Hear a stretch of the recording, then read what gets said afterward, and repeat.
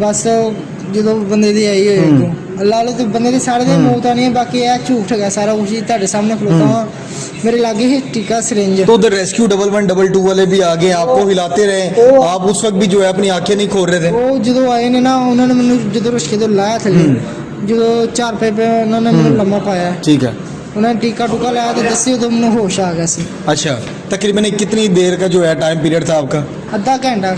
आधे घंटे बेहोश रहे? आधा घंटा बेहोश।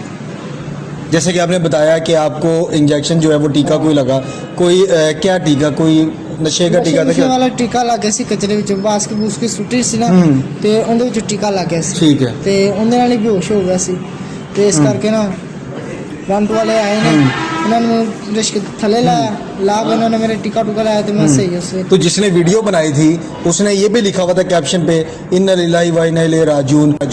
नौजवान आया कूड़ा उठाने और इस दुनिया फानी से कूच कर गया। उन्हें वीडियो बनाई ना ते उन्होंने सी पता है की होया की नहीं होया।